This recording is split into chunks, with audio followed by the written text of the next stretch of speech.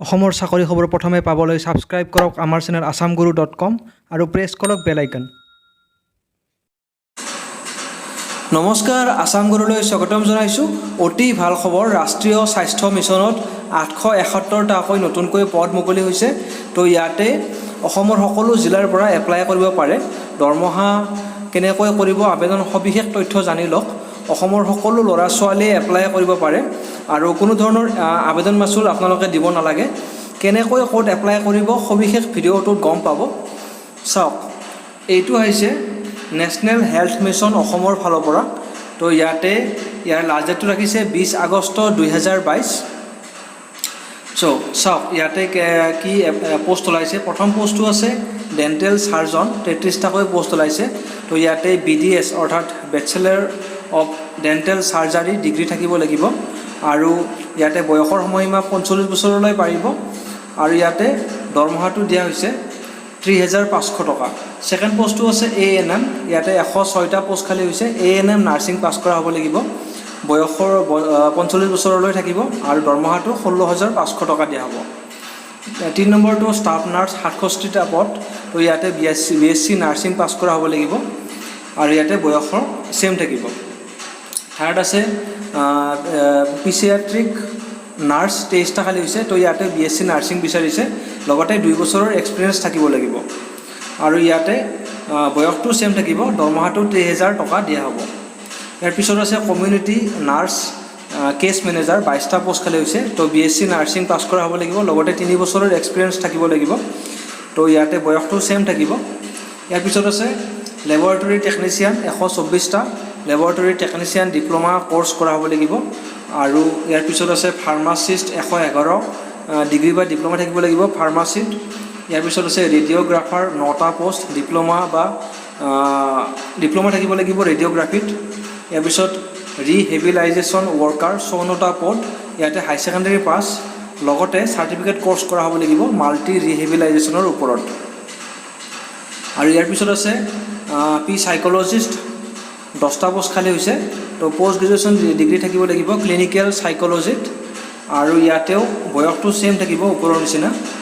ইয়াৰ পিছত social worker, 10টা খালী, বেচেলাৰ্ছ ডিগ্ৰী ছ'চিয়েল ৱৰ্কত। কাউন্সেলৰ্ছ 95টাকৈ পোষ্ট, ডিগ্ৰী ছ'চিয়েল ছায়েন্সত। ইয়াৰ পিছত অপথালমিক এছিষ্টেণ্ট, 14টা পোষ্ট, ডিপ্ল'মা বা degree optometric from RCI recognise ইনষ্টিটিউটৰ পৰা। ইয়াৰ পিছত আছে অডিঅ'লজিষ্ট স্পীচ থেৰাপিষ্ট, 23টা পোষ্ট।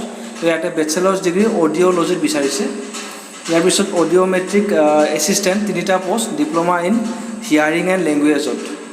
ইয়াৰ পিছত আছে instructor for hearing impaired children, 7টা পোষ্ট খালী হৈছে, ডিপ্ল'মা বিচাৰিছে।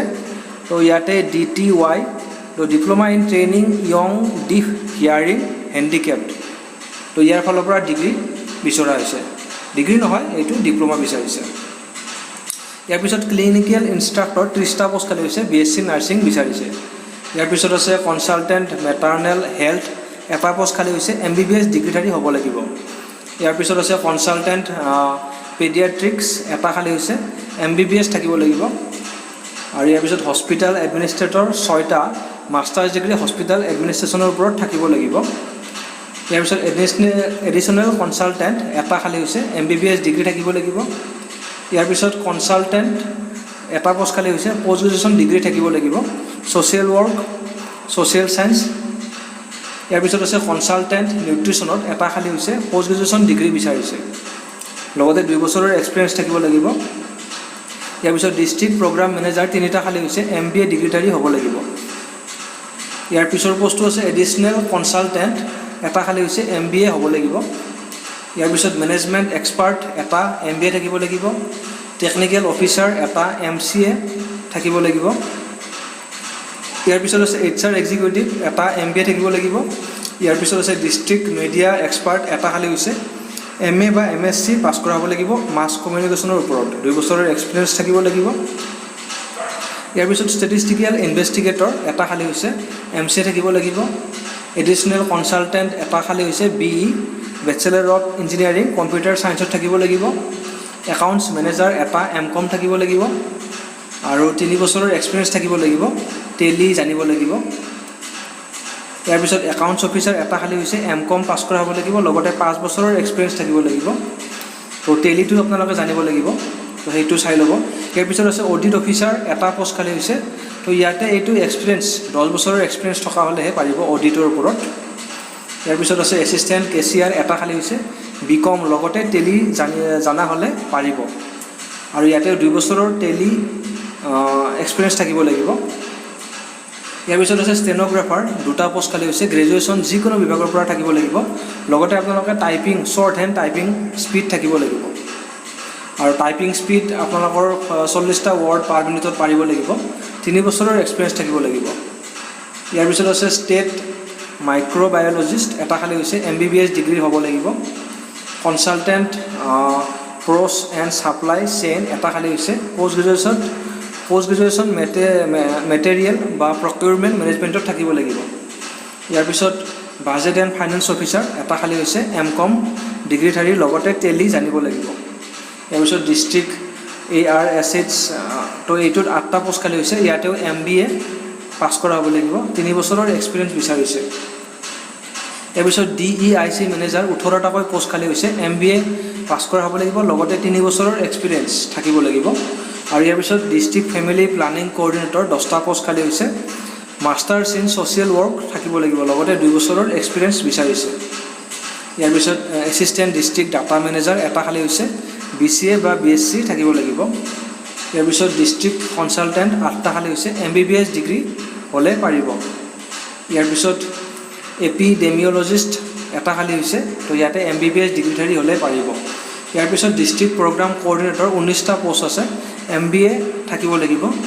ইয়াৰ পিছত এডমিনিষ্ট্ৰেটিভ এছিষ্টেণ্ট 4টা পোষ্ট, গ্ৰেজুৱেশ্যন থাকিব লাগিব যিকোনো বিভাগৰ পৰা। আৰু লগতে চাওক 1 বছৰৰ ডিপ্ল'মা বিচাৰিছে কম্পিউটাৰ এপ্লিকেশ্যনৰ ওপৰত, আৰু 2 বছৰৰ এক্সপিৰিয়েঞ্চ থাকিব লাগিব। ইয়াৰ পিছত অফিচ মেনেজাৰ এটা খালী হৈছে, গ্ৰেজুৱেশ্যন যিকোনো বিভাগৰ পৰা, লগতে পষ্ট গ্ৰেজুৱেশ্যন ডিপ্ল'মা থাকিব লাগিব কম্পিউটাৰৰ ওপৰত, আৰু 2 বছৰৰ এক্সপিৰিয়েঞ্চ থাকিব লাগিব। ইয়াৰ পিছত আছে ব্লক কোঅৰ্ডিনেটৰ 8টা পোষ্ট খালী হৈছে, গ্ৰেজুৱেশ্যন যিকোনো বিভাগ, লগতে কম্পিউটাৰৰ গ্ৰেজুৱেশ্যন ডিপ্ল'মা থাকিব লাগিব।